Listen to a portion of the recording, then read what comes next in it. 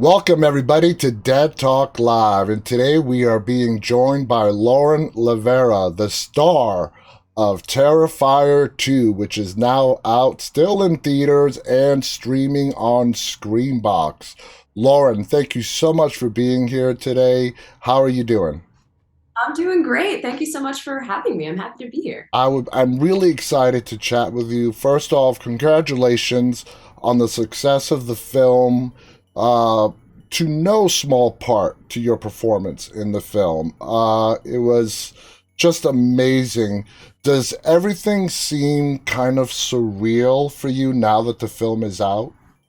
Yeah, I mean, I've been waiting for this film to come out since I wrapped in 2020, October 2020. So it really did go from 0 to 100 in a month's time. It's been wild, but I'm super grateful for everything that has happened and continues to happen, and for everybody that continues to support the film.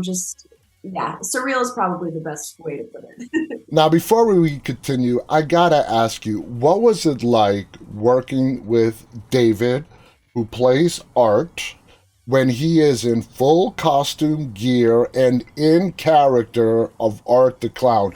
You got to stand next to him, you got to go into battle with him. What was that feeling like? Dave is fantastic. Luckily for me, and probably for everybody else on set, he's not so much a method actor in that after cut, he's just Dave again. He doesn't stay in character, thank God. Um, he's in character. It's like nothing you've ever seen, and to be so close to that. I mean, the practicals are incredible, and that's a credit to Damien's work.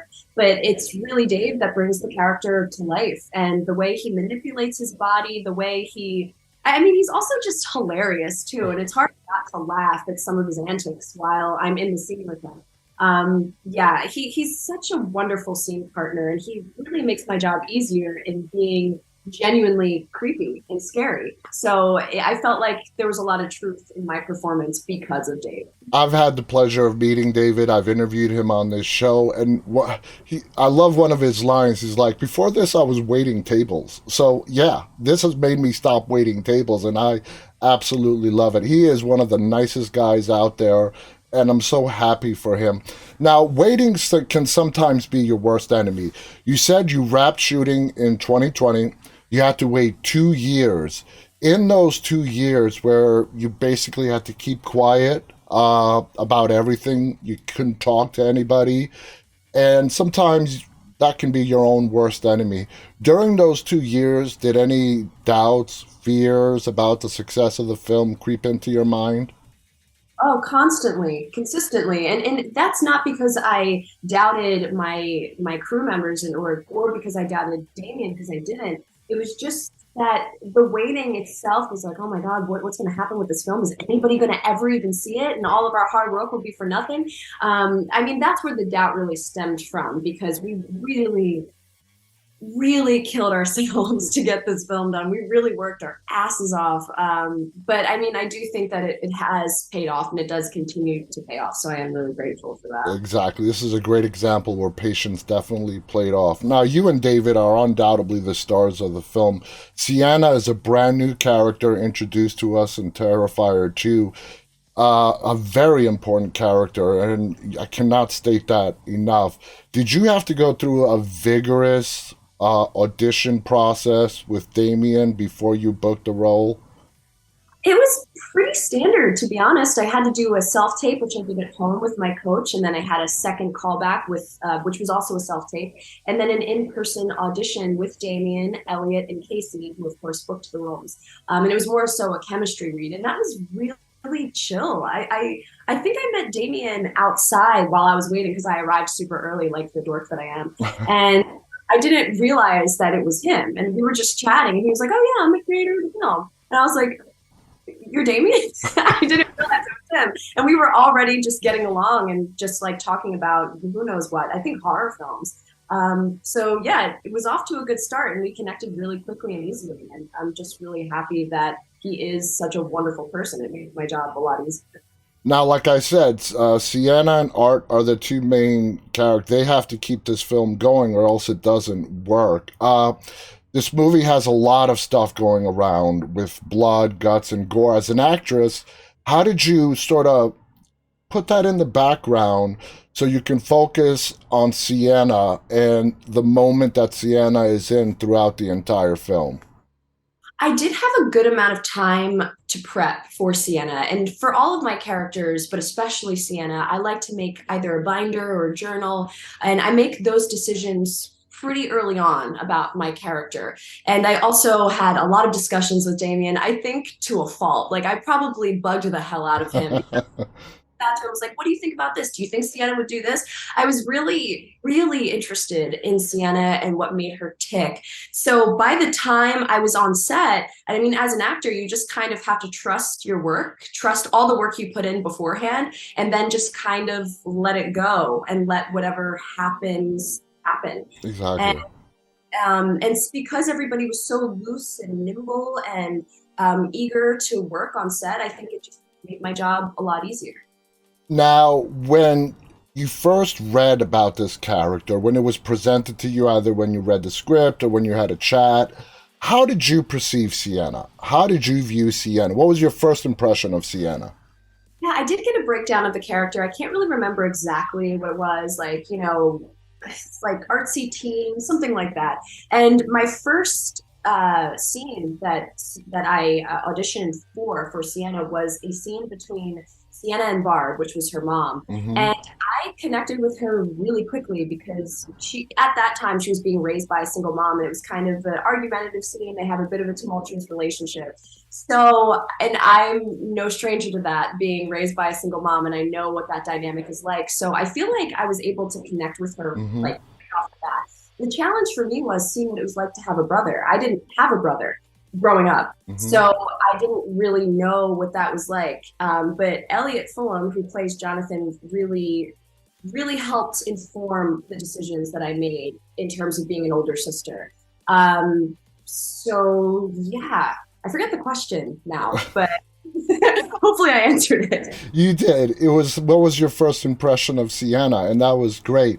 Now, moving on, when you were coming up with this game plan on how you were going to portray Sienna, what kind of backstory did you build as to what was going on between Art, the killer clown, and Sienna? There is a connection there that is sort of hinted at throughout the movie.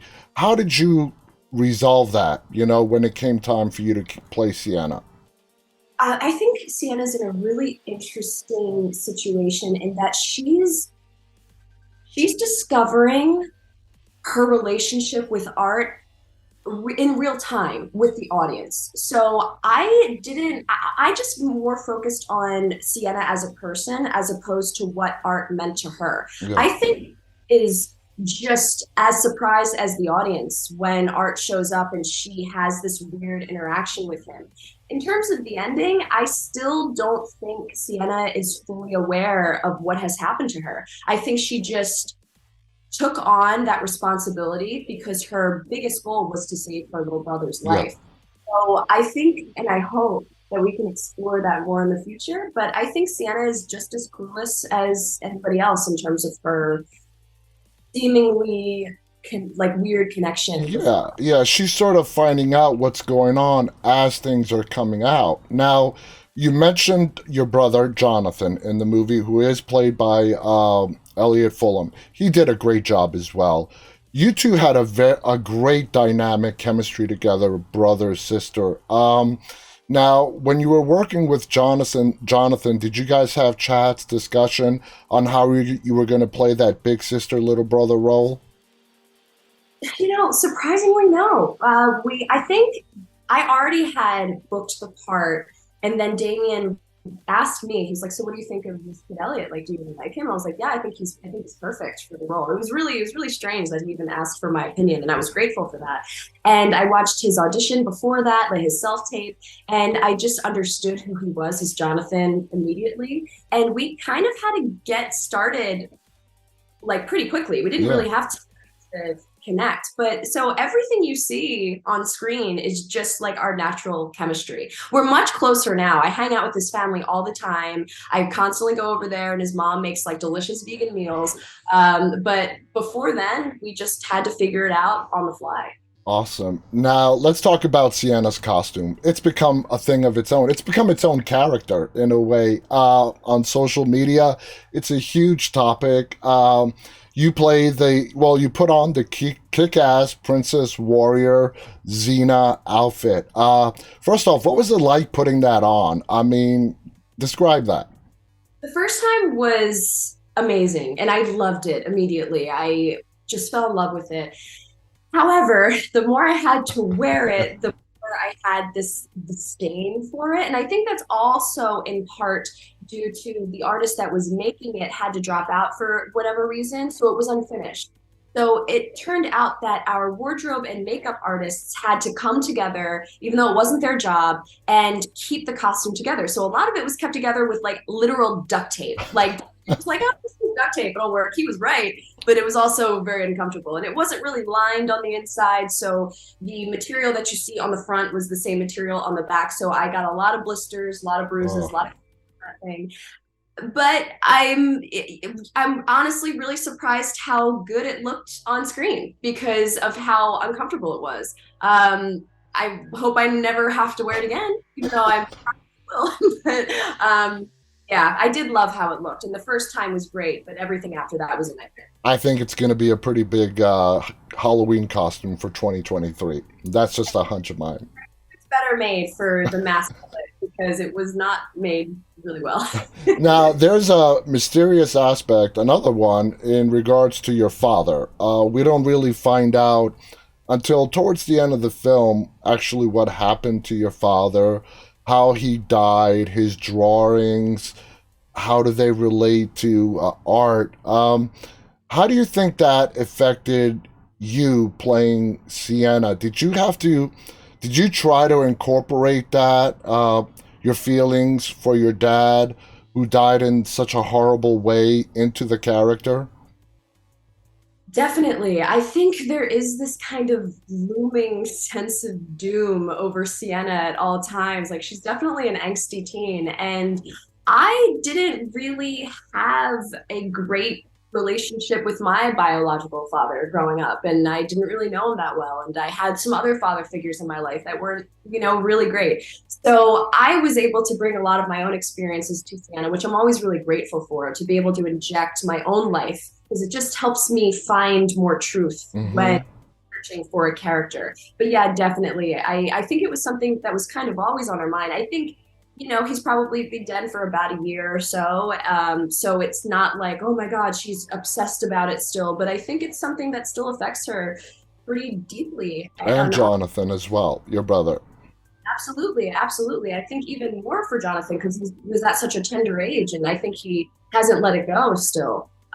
So yeah, definitely. Now, this movie, from the moment it was released in early October, it got instantly a big success. The critics loved it, the fans loved it.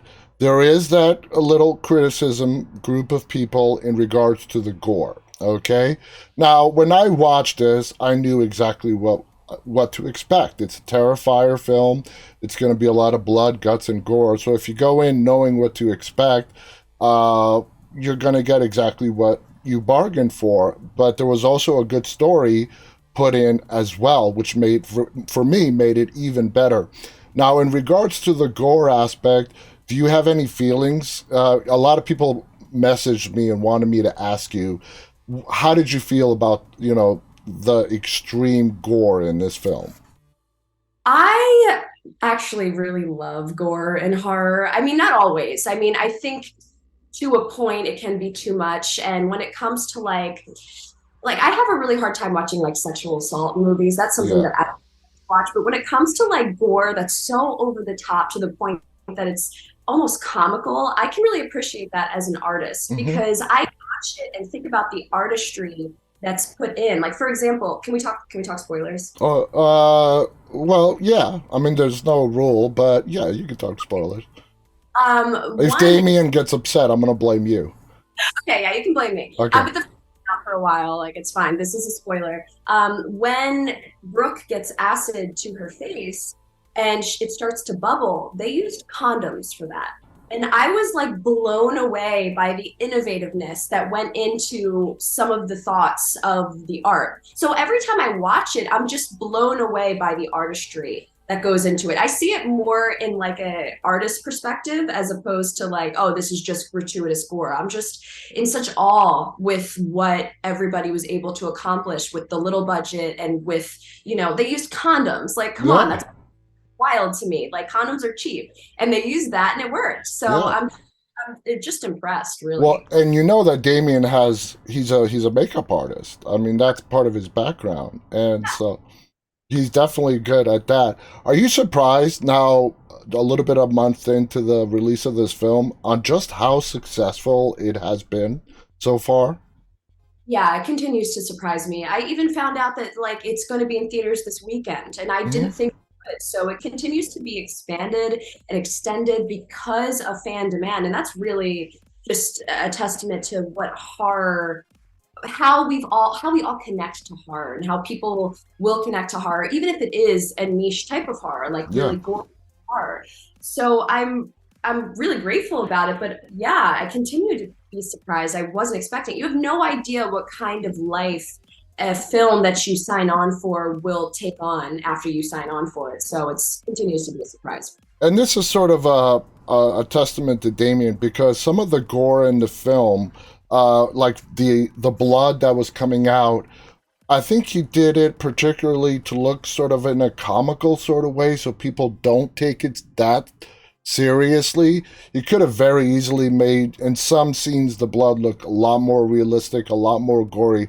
So I think he really sort of played into it to sort of lighten some very dark moments. That's my opinion. But, I'll ask him about it. Now, so far, this you are not new to acting. You've been doing this since at least 2016 and before. Would you call this your breakout role at the moment?